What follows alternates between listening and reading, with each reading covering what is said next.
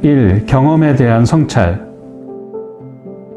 빠르게 진행되는 기후변화.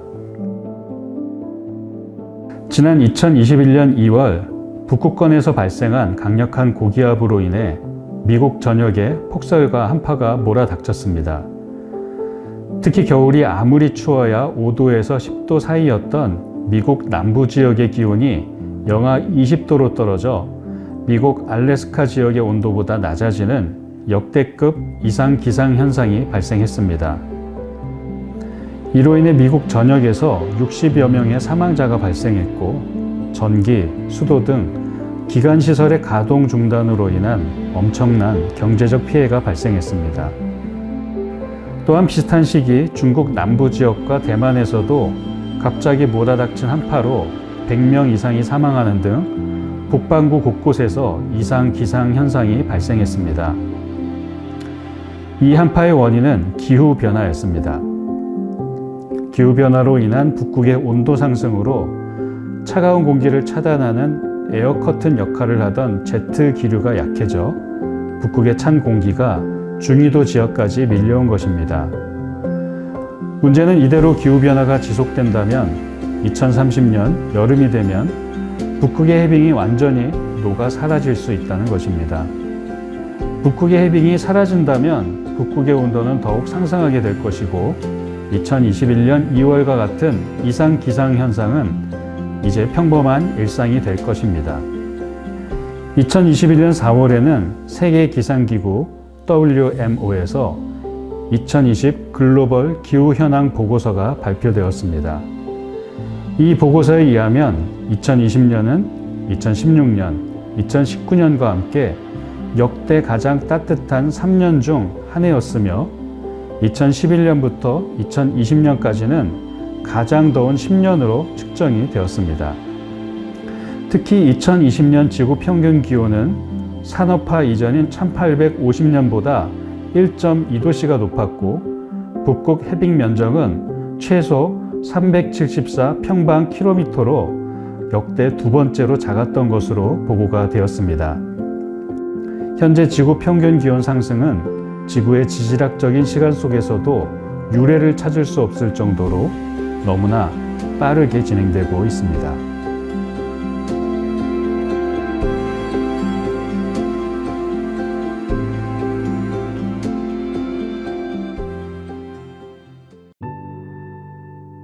이 상황에 대한 분석, 더디기만 한 기후위기 대응.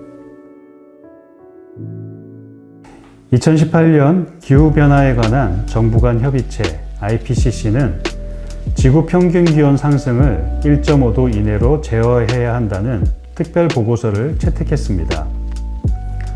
그러기 위해서는 세계가 2030년까지 2010년에 비해 탄소 배출을 45% 감축해야 하고 2050년까지는 실제적으로 탄소 배출이 없는 순배출 제로를 달성해야 한다고 세계 각국 정책 입안자들에게 권고했습니다. 이에 세계 각국은 자발적인 온실가스 감축 목표를 세우고 이를 국제연합에 보고했습니다. 그러나 2021년 2월 UN 기후변화협약 UNFCCC가 각국이 제출한 온실가스 감축 목표를 분석해 보니 2030년이 되어도 2010년 대비 탄소 배출이 1%밖에 줄어들지 않는 것으로 밝혀졌습니다. 이에 국제연합 사무총장 안토니오 구테우스는 우리는 지금 기후 붕괴로 인한 낭떠러지 끝에 서 있으며 2021년은 기후 행동의 해가 되어야 한다며 세계 각국에 보다 강력한 온실가스 감축을 촉구했습니다. 때문에 우리나라를 포함한 주요 경제국들은 2030년 온실가스 감축 목표를 상향하는 수정 작업을 진행하고 있습니다. 국제사회가 기후위기 대응의 수위와 속도를 높이고 있는 것과 아울러 민간 부분에서도 온실가스 감축을 위한 적극적인 노력이 뒤를 잇고 있습니다. 산업계에서는 기후위기에 대한 대응으로 환경, 사회, 지배구조, ESG 경영이 주목을 받고 있으며 시민사회에서도 정부와 거대 기업이 주도하는 그린 뉴딜과 같은 정책의 한계를 지적하며 지역 공동체와 시민사회, 사회적 경제가 탈성장 담론을 통해 지방정부의 기후위기 대응 거버넌스를 주도해야 한다는 요구가 높아지고 있습니다.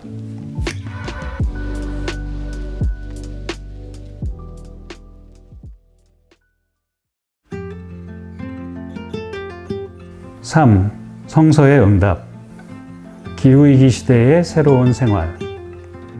사도 바울은 로마 교회의 성도들에게 너희는 이 세대를 본받지 말고 오직 마음을 새롭게 함으로 변화를 받아 하나님의 선하시고 기뻐하시고 온전하신 뜻이 무엇인지를 분별하도록 하라 하고 이야기하며 그리스도인으로서 살아가는 새로운 생활을 권면합니다.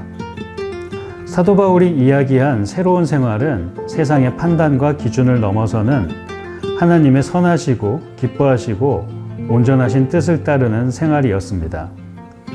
기후위기 시대를 살아가는 우리들 역시 창조세계 안에서 하나님의 선하시고 기뻐하시고 온전하신 뜻을 따르는 새로운 생활이 무엇인가를 깊이 성찰해 보아야 합니다. 그동안 그리스도인들 역시 기후위기의 원인인 탄소를 거리낌 없이 배출해 왔습니다. 먹고 입고 지내는 모든 시공간과 문화와 경제활동 가운데서도 우리의 생활이 하나님의 창조세계인 지구 생태계에 기후위기를 가지고 오고 있다는 사실을 분별하지 못했습니다. 하지만 이제 더 이상은 탄소를 배출하는 생활에 머물러서는 안 됩니다. 이제 우리의 무지와 어리석음이 기후위기를 불러왔음을 참여하며 새하늘과 새 땅을 향한 새로운 생활을 살아가야 합니다. 기후위기 시대 그리스도인들의 새로운 생활은 탄소 배출이 없는 생활입니다. 우선 일상의 생활에서 탄소 배출을 저감하는 실천에 적극적으로 나서야 합니다. 가정에서, 교회에서, 그리고 지역사회에서 탄소 배출을 저감할 수 있는 방법이 무엇인지를 고민해야 합니다. 나아가 우리 사회가 화석연료에 의존하는 경제 시스템으로부터 벗어나 생명이 중심이 되는 생명의 경제 시스템으로 나아가는 생태적 전환을 모색해야 합니다. 생태적 전환에 나서는 일은 기후위기 시대의 생명을 창조하신 하나님의 선하시고 기뻐하시고 온전하신 뜻을 따르는 새로운 생활입니다.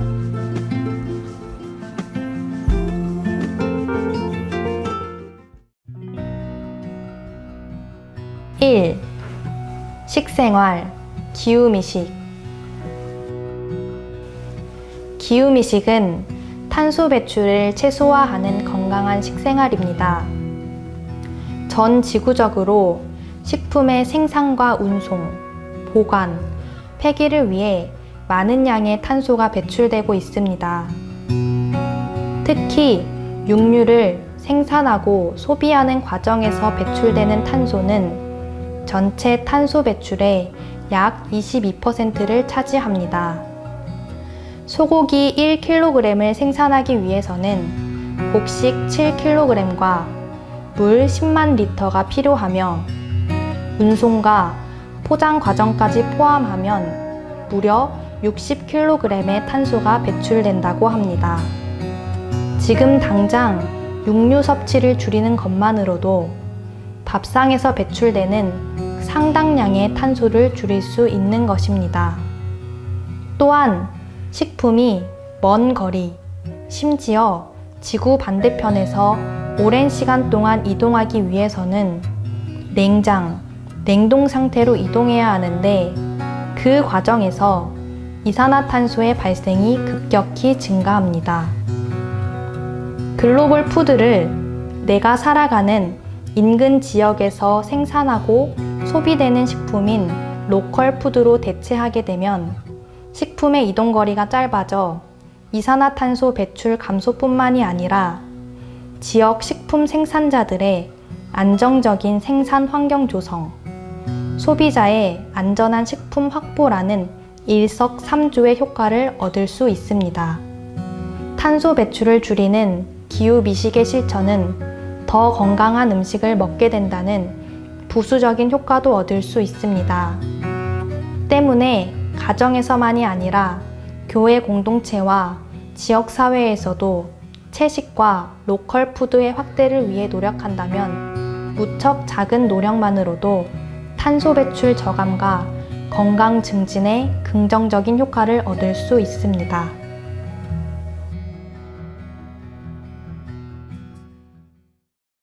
2. 패션, 슬로우 패션. 슬로우 패션은 탄소 배출을 최소화하는 패션 문화를 뜻합니다.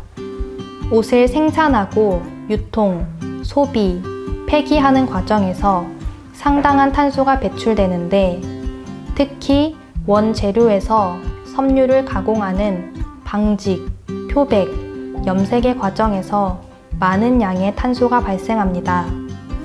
패션 산업은 현재 전 세계 온실가스 배출의 약 4%에 해당하는 연간 12억 톤의 온실가스를 배출하고 있는데 패션 산업은 급속히 성장하고 있는 추세라 2030년이 되면 패션 산업에서 배출되는 온실가스의 양이 연간 27억 톤으로 증가할 것이라고 예측되고 있습니다.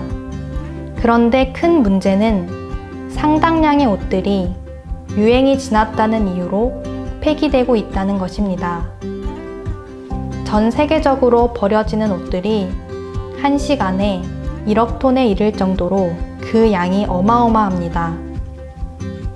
패션 산업계는 이윤을 위해 의도적으로 새로운 유행을 창출해 소비자가 새로운 옷을 구매하도록 유도합니다. 옷을 폐기하는 과정에서 합성 섬유로 만들어진 옷들은 분해되어 미세 플라스틱이 만들어지기도 합니다. 때문에 옷은 구매할 때부터 폐기를 염두에 두고 구입을 하는 신중한 자세가 필요합니다. 가급적 천연 섬유, 단일 섬유로 만든 옷을 구매하고 적절한 관리와 수선을 통해 오래 옷을 입음으로써 옷에서 비롯되는 탄소 배출을 줄일 수 있습니다. 우리의 옷장을 유행을 따르기 위한 패스트 패션 대신 생명의 가치를 잇는 슬로우 패션으로 채움으로써 진정한 패셔니스트가 될 수 있는 것입니다.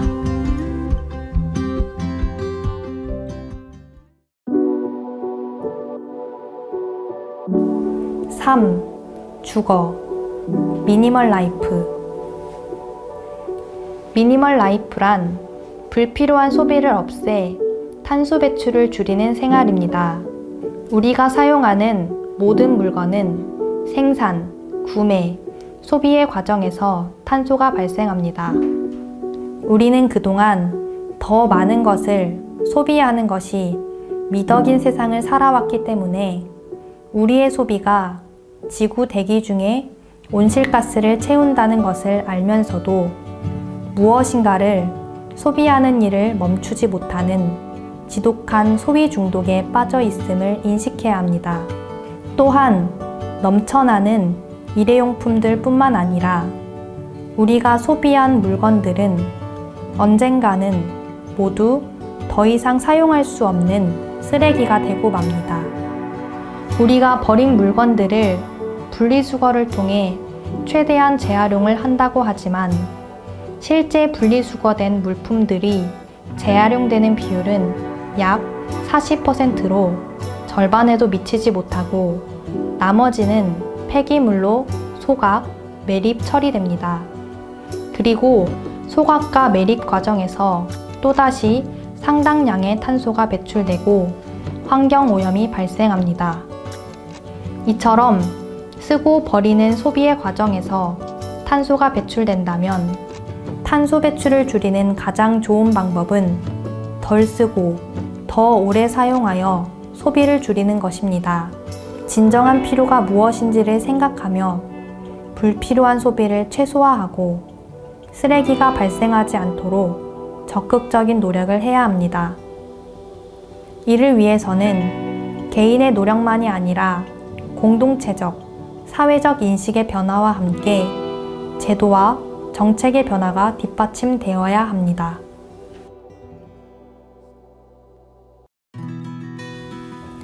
4. 교통, 녹색교통. 녹색교통이란 탄소 배출을 최소화한 교통수단을 의미합니다. 화석연료를 사용하는 내연기관은 연소 과정에서 탄소를 배출할 뿐만 아니라 미세먼지를 비롯한 대기오염 물질도 함께 배출합니다. 같은 거리를 이동한다고 했을 때 가장 탄소 배출이 적은 교통수단은 기차이고 버스, 승용차, 비행기의 순으로 탄소 배출이 많아지는데 1km를 이동한다고 했을 때 비행기는 기차에 비해 20배 이상의 이산화탄소를 배출합니다. 화석연료를 사용하지 않는 전기차와 수소전기차도 현재로서는 화석연료로 만든 전기와 수소를 사용하기 때문에 여전히 탄소를 배출하는 교통수단입니다. 하지만 재생에너지가 확대되어 재생에너지로 만든 그린전기와 그린수소를 사용하게 된다면 전기차와 수소전기차도 탄소 배출이 없는 교통수단이 될 수 있을 것입니다. 그 전까지는 탄소 배출로부터 가장 자유로운 교통수단은 자전거입니다. 특히 도시에서 공공자전거 인프라가 확대된다면 탄소 배출과 함께 교통체증과 미세먼지로부터도 자유로워지는 일석삼조의 효과를 얻을 수 있습니다. 교통수단에서 배출되는 탄소를 저감하기 위해서는 승용차 이용을 줄이고 자전거와 함께 버스, 기차와 같은 공공교통 이용을 확대해 나가야 합니다. 그러기 위해서는 현재의 승용차 중심의 교통 시스템을 자전거와 공공교통 중심의 녹색 교통 시스템으로 전환해야 합니다.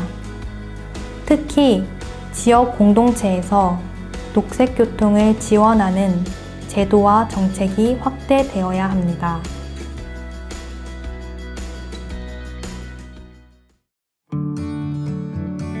5. 에너지, 그린에너지. 그린에너지는 탄소 배출이 없는 친환경적인 재생에너지입니다. 이제 태양광과 풍력을 이용한 재생에너지는 핵발전과 화석연료 발전보다 더 저렴하고 안전하게 전기를 공급할 수 있게 되었습니다. 때문에 그린에너지 선진국에서는 탄소 배출의 주된 원인인 화석연료 발전소를 조기 폐쇄하고 재생에너지 확대에 힘을 쏟고 있습니다. 하지만 재생에너지라고 해서 전혀 문제가 없는 것은 아닙니다.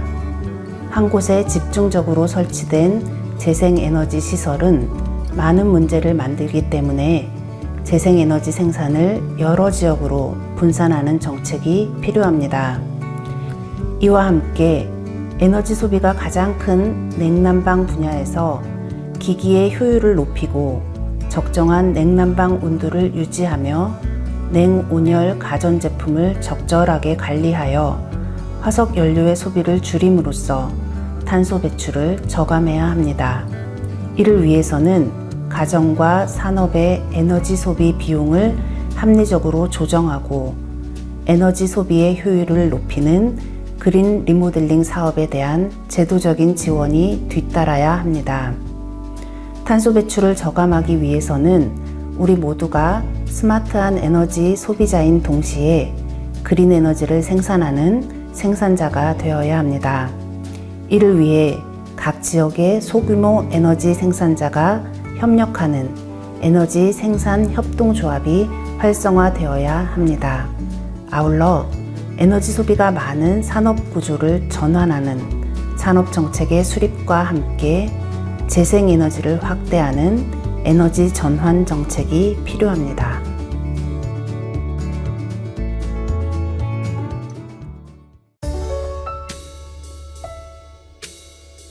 6. 문화, 녹색 서재. 녹색 서재는 탄소 배출을 최소화하는 문화생활입니다. 최근 세계적인 감염병의 확산으로 비대면 모임이 확대되어 데이터의 사용이 급증하고 통신산업이 비약적으로 성장하고 있습니다. 데이터의 제작과 전송에는 전기가 사용되기 때문에 통신산업의 탄소 배출도 큰 폭으로 증가하고 있습니다. 시간이 지날수록 전 세계적으로 고품질의 데이터의 수요가 증가할 것으로 예상되기 때문에 앞으로 통신 분야의 탄소 배출은 더욱 늘어나게 될 것입니다. 때문에 일상생활에서 불필요한 데이터의 소비를 차단하려는 노력이 필요합니다. 지금 이 순간에도 탄소를 배출하고 있는 텔레비전과 컴퓨터, 핸드폰의 전원을 의식적으로 끄고 탄소 배출이 없는 문화생활을 적극적으로 모색해야 합니다. 이를 위해서 곳곳에서 책을 읽고 이야기를 나누는 독서문화의 장인 녹색 서재를 만드는 일이 좋은 대안이 될 것입니다. 또한 탄소를 가장 효율적으로 흡수하고 저장하는 숲을 복원하고 건강하게 가꾸는 일에 힘을 모아야 합니다. 숲과 함께 염습지, 갯벌은 단순히 탄소의 저장뿐만이 아니라 생태계의 생물 다양성을 지키는 역할을 하는 귀중한 생태 자원으로 그 복원과 보존을 위해 힘을 쏟아야 합니다. 일상에서 종이 사용을 줄이고 재생지를 사용하며 도심 숲 조성에 참여하는 것도 숲을 복원하는 일입니다.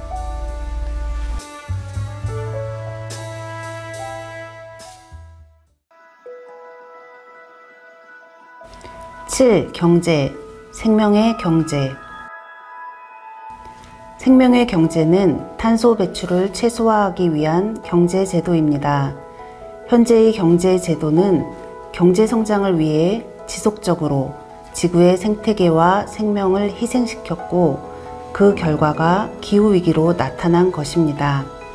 이미 기업들에서도 기후위기에 대응하여 탄소 배출을 줄여나가는 환경사회 지배구조 경영이라는 대안적인 경제에 대한 논의가 활발히 진행되고 있습니다. 하지만 궁극적으로는 정부와 기업, 시민사회가 함께 거버넌스를 구성하여 생명의 경제에 대한 상상을 구체화시켜야 합니다.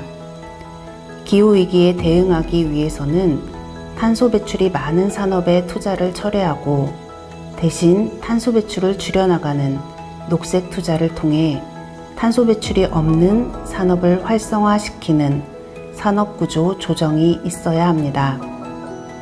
탄소 배출 산업에 종사하는 사람들이 탄소 배출이 없는 산업으로 안전하게 일자리를 이전할 수 있는 정의로운 전환에 대한 사회적 논의와 합의가 진행되어야 합니다.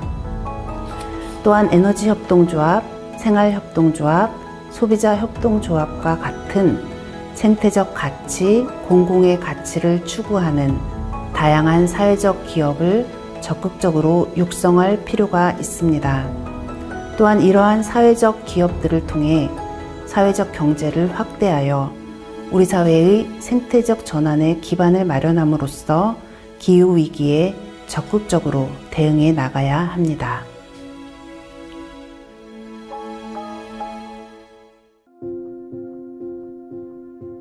5. 변화에 대한 소망. 생명의 길 초록발자국.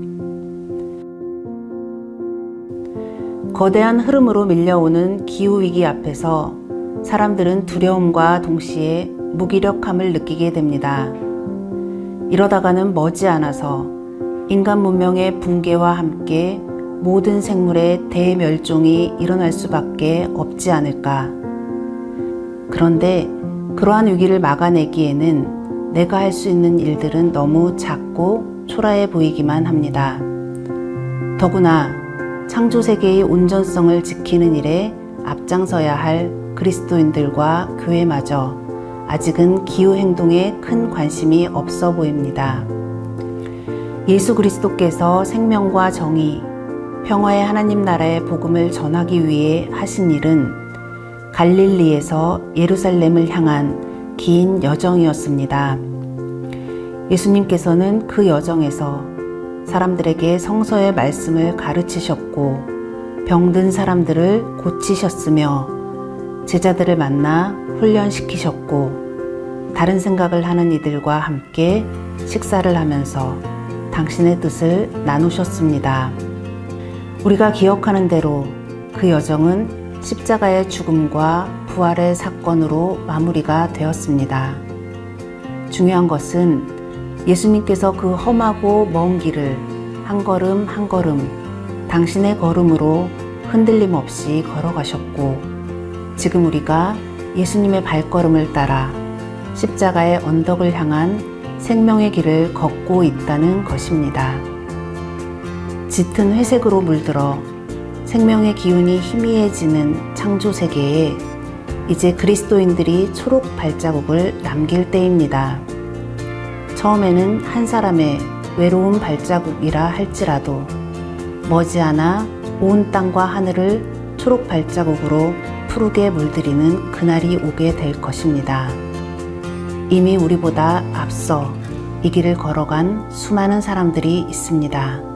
이제 우리가 기후행동의 큰 발자국을 만들어낼 때입니다.